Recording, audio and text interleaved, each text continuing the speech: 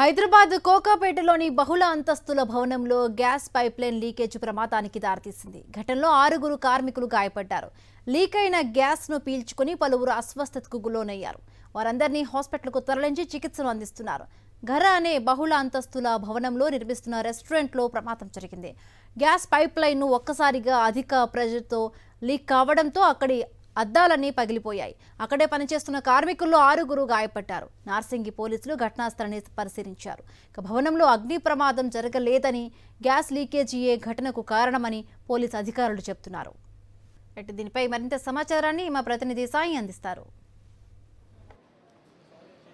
కోకాపేటలోని ఒక బహుళ అంతస్తుల భవనంలో ప్రమాదం చోటు చేసుకుంది. ఈ ప్రమాదంలో దాదాపు 6 కార్మికులకు గాయాలయ్యాయి. ప్రస్తుతం మనం చూస్తున్నటువంటి ఘర్ అనేటువంటి బహుళ అంతస్తుల బిల్డింగ్లో కొన్ని రోజుల క్రితం నుంచి రెస్టారెంట్ నిర్మాణ పనులు జరుగుతున్నాయి. ఆ రెస్టారెంట్ నిర్మాణ పనుల్లో భాగంగా గ్యాస్ పైప్ లైన్ ఒక్కసారిగా లీక్ అయింది. అధిక ప్రెజర్తో ఒక్కసారిగా లీక్ అవడంతో ఆ చుట్టూ ఉన్నటువంటి గ్లాస్ బిల్డింగ్ కావడంతో అద్దాలన్నీ కూడా పగిలిపోయాయి. సో దాంతో 6 కార్మికులకు గాయాలయ్యాయి. సో వారందరినీ కూడా వెంటనే స్థానిక ఆసుపత్రికి తరలించారు. చూడొచ్చు మనం ఈ బిల్డింగ్ మొత్తం కూడా సాఫ్ట్వేర్ సంస్థలకు ఇటు లీజ్కి ఇస్తూ ఉంటారు. అందులో భాగంగా మనం చూస్తున్నటువంటి ఎదురుగా ఉన్నటువంటి ఆ ఫ్లోర్లో రెస్టారెంట్ పనులు జరుగుతున్నాయి. ఆ రెస్టారెంట్ పనుల్లో భాగంగా మరి కొంత ఆ గ్యాస్ ప్రెజర్ అధిక ప్రెజర్తో లీక్ అవడంతో ఆ గ్లాసెస్ అన్నీ కూడా పగిలిపోయాయి. దాంతో 6 కార్మికులకు అధిక గాయాలయ్యాయి. అలాగే కొంతమంది ఆ గ్యాస్ను పీల్చుకోవడంతో కూడా అపస్మారక స్థితిలోకి వెళ్లారనేటువంటిది తెలుస్తుంది. మరి స్థానిక నార్సింగి ఏసీపీ రమణగౌడ్ వెంటనే పోలీసులతో వచ్చి వాళ్ళు ఇక్కడ ఘటనా స్థలాన్ని పరిశీలించి అయితే ఇక్కడ ప్రమాదం జరిగినటువంటి సమయంలో ప్రమాదానికి సంబంధించి బిల్డింగ్కి సంబంధించినటువంటి వాళ్ళు కూడా పోలీసులకు సమాచారం అందించలేదు. కేవలం